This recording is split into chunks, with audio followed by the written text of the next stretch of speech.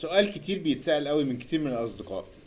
لو أنا حابب أتكلم إنجليش ممكن أسمع إنجليش. هو في الغالب بيقصدوا يسمعوا موفيز أو فيلمز بالإنجليش. ممكن أسمع إنجليش عشان ده بيخلي اللغة أقوى. احنا عشان بس نفهم السؤال ده، احنا عايزين نفهم السؤال ده بشكل مختلف شوية. احنا بنتكلم دلوقتي في فكرتين في بعض: فكرة الاستماع وفكرة ان هو يستمع لفيلم او موفي.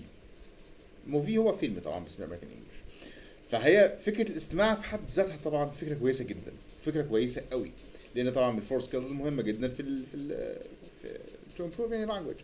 فمهم جدا فكره الاستماع. فكره الاستماع نفسها مهمه جدا، لكن فكره يسمع ايه هي دي اللي بتختلف.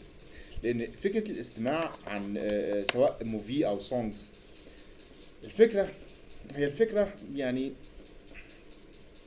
هي قد تكون مش غلط بس مش صح.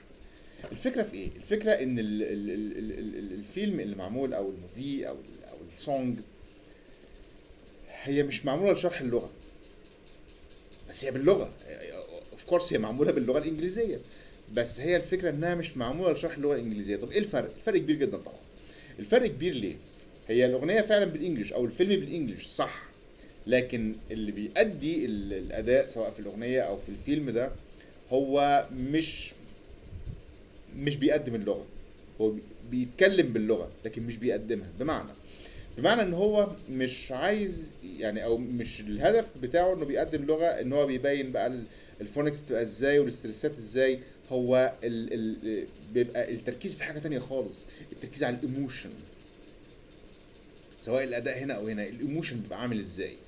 فطبعا ده ما بيخليش الفونكس واضح، لان هو بيتكلم نيتف المفروض. فهو مش بيشرح لغه، لان هو بيكلم حد المفروض ان هو فاهم اللغه دي. هو الشغل بتاعه على الايموشن او على حاجات تانية. والكلام ده ينطبق طبعا على الافلام وعلى السونجز. فهي مش الاختيار الصح قوي للاستماع كلغه. كلغه مش هي الاختيار الصح قوي للاستماع، لان الاسترس او التركيز الفكره بتاعه اللي بيقدم بيركز على ايموشن. فور اكزامبل، لو انا مثلا عايز اقول، هشرح لغه، هشرح انجلش، هقول I told you before that you have to speak English. انا كده بحاول اركز على الفونكس بتاعت اللغه عشان تبقى واضحه. لكن لو اتعملت في اداء مثلا في عمل او كده، هو على حسب الايموشن اللي هو عايز يتكلم فيه ازاي. So I told you that you are speaking English. ممكن يقولها بسلانج معينه او باكسنت، ان هو مش موضوع دلوقتي انه بيقدم لغه، هو بيقدم ايموشن تاني. او فالموضوع بيختلف. فطبعا ده اختيار مش اللي هو الاصح قوي، قد يكون مش غلط بس هو مش ده الصح. وما ينفعش التركيز عليه لوحده طبعا في فكره الليسننج اكيد. قد يكون عامل مساعد بس هو مش الاختيار الصح قوي. الاختيار الاصح، طيب طالما بنتكلم في الليسننج ده مهم، خلاص في ممكن يكون في اختيار كويس اكيد. الانسب من الموفيز اللي هي الافلام العاديه، فكره الفيلمز برضو، بس بتبقى الدوكيومنتري تبقى انسب جدا للي حابب يسمع. الافلام الوثائقيه طبعا تبقى الدوكيومنتري الوثائقيه طبعا. الافلام الوثائقيه تبقى انجح جدا في الفكره دي. ليه؟ لان الافلام الوثائقيه بتقدم انفورميشن، بتقدم معلومه. ف فبتبقى اللغه فيها، هو برضو مش موضوعها انها بتشرح لغه، هي بتستخدم اللغه برضو، لكن الفكره انها بتقدم معلومه. فبتبقى دايما اللغه بتاعتها ديسنت بشكل كبير جدا. بتبقى اللغه ديسنت، يعني بتبقى لغه مناسبه جدا. دي حاجه. الحاجة التانية ان ما بيبقاش فيها هو التركيز على المعلومة مش على الايموشن. فالايموشن مش هيعلى قوي او يزيد قوي او يقل قوي بحيث ان هو يخلي الفونكس مش واضح، لان هو مش تركيزهم قوي على الايه، هو تركيزه على المعلومة مش الايموشن. طبعا هو مش بيقدم ايموشن، هو بيقدم معلومة. وان كان طبعا somehow بيبقى فيه ايموشن كده عشان يدي يعني امبريشنز معينة او حاجات معينة، بس تبقى طبعا somehow كده حاجات بسيطة، ما تبقاش مين اللي هي فكرة الدوكيومنتري اصلا عن كده اكيد.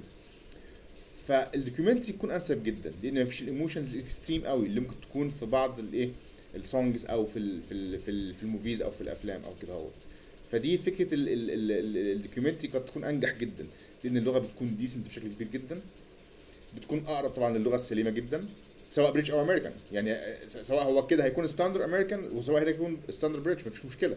فهو بيكون اقرب للستاندر في الحالتين. لكن الموفي مش شرط. الموفي حتى لو اتعمل في منطقه معينه هياخد الاكسنت بتاعت المنطقه دي. يعني حتى لو فيلم من دوله معينه، الدوله دي بتتكلم باكسنت معين، لو الفيلم ده معمول في منطقه معينه في نفس الدوله هيتكلم باللكنه بتاعت الدوله المنطقه دي. لان هو مش معمول عشان يقدم اللغه، هو بيقدم حاجه معينه تانية، او بيقدم فكره تانية او ايموشن تاني، او فهو مش موضوع ان هو بيقدم لغه. لكن الدوكيومنتري بيبقى اقرب جدا للغه الديسنت. فهو قد يكون الدوكيومنتري يعني مثلا انا ممكن اشوف مثلا دوكيومنتري مثلا عن نهر الامازون، فور اكزامبل غابات الامازون مثلا، بالانجلش طبعا، لان انا موضوعي ان انا عايز اسمع انجلش. فانا لو شفت دوكيومنتري عن نهر الامازون او غابات الامازون فور اكزامبل بالانجلش، ده يبقى انسب جدا عشان الليسننج. فبتبقى اللغه ديسنت، ما بتبقاش ما فيش سلانج طبعا، ما بتبقاش سريعه قوي زي الافلام العاديه او كده هوت، مش سريعه زي السونجز. وبلس كمان السونجز بيبقى فيها ميوزك، فالميوزك ممكن تغطي شويه كده على الايه، على بعض الفونكس، لان هي برضو معموله انها مش بتشرح لغه، هي بتقدم حاجه تانية. فهي فكره الدوكيومنتري للي حابب يسمع، قد تكون فكره الدوكيومنتري هي الاختيار الاصح. مش الاختيار التانية غلط، لا، الاختيار الاصح كلغه هي الافلام الدوكيومنتري، تبقى فكره انسب بكتير قوي. And let's try together. How can we do that? Let's try together. And good luck.